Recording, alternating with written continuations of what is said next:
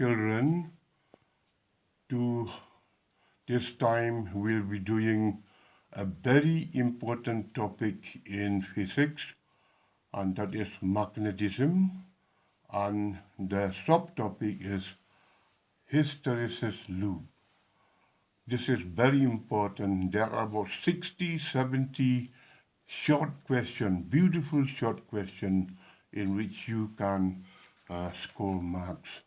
Now, the tendency of a substance to persist any level of magnetization is known as hysteresis, and there is a loop for this. So we all know that magnetization is achieved by ampere-turn meter. See, for example, here, this is a nail.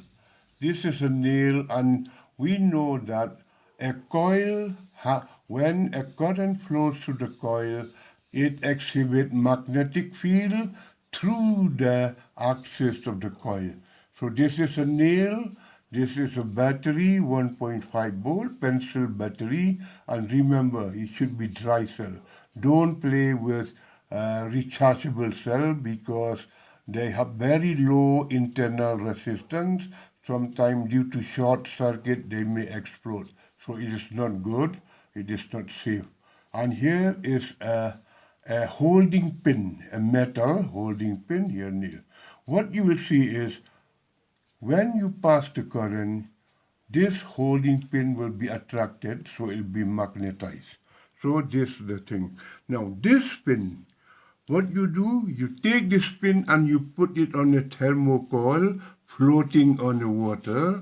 What you will see, you will find this pin will align itself along the North Pole and the South Pole. So these are something interesting if you can do at home also. It will be very interesting to see the magnetism, and you can see also the sort of a needle that will point north and south.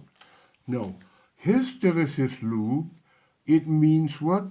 We magnetize a metal, say a nail. We magnetize a nail, and then how do we magnetize it? By sending current through it. That's why we call the magnetizing field ampere-turn per meter. Ampere-turn per meter. We send a current, it will magnetize it, and that is the magnetizing field. So here, what we do is, now, in BSc you will be doing this experiment. It is hysteresis loop experiment.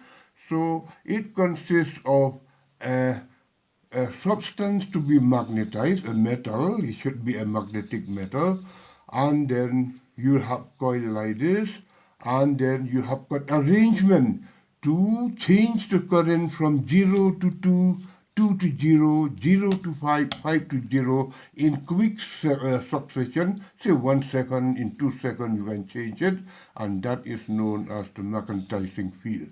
And to find the magnetic induction B, to find it, you need a moving coil galvanometer. A moving coil galvanometer will be for the purpose of finding the magnetic induction. That one will not be explained here. It is a bit tough for you. So this is the thing. So now what we have here, we have a commutator, special commutator known as pole commutator. See, let's see here now. This is the magnetizing field. This is the magnetic induction B. Now, I put the current at 1 ampere, then I rotate it between 0 and 1, 1 and 0. Then I will get a magnetic induction here. I put it at 3. 3003, I'll get the magnetic induction here, and so on, so forth, you will get here. Now, when you go backwards, you will find that you will not follow this one. See, this is B against H. But when you reduce the current bit by bit and 0 to 3, 3 to 0, 0 to 2, 2 to 0, 1, 0 to 1, 0, it will not come here. it will stay here. And this is known as retentivity.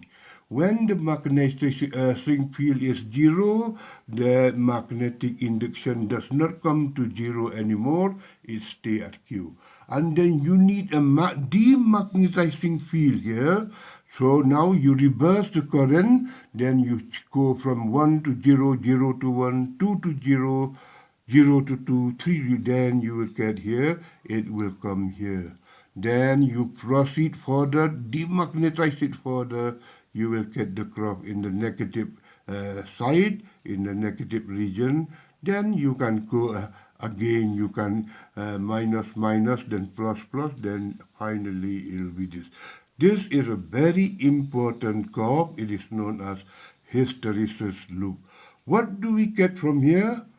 We got retentivity. OQ and OT are known as retentivity. See, when the magnetism is zero, the magnetism still remains in the iron metal. Now, another one. See here? You need this one. You need this much of demagnetization to bring induction to zero. B0, you need this much demagnetization, and this is known as coercivity.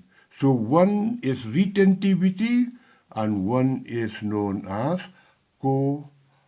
coercivity. So here you will get everything here, and this loop also indicate one very important thing.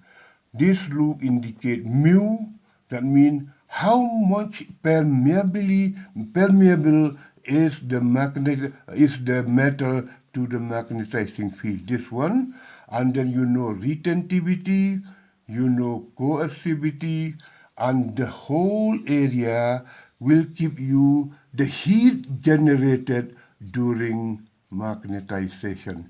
So this one is very important. You can go through this by yourself. You read them nicely, then you will get it very much. So please remember, H is the magnetizing field. You have seen in your question also, ampere ton per meter actually.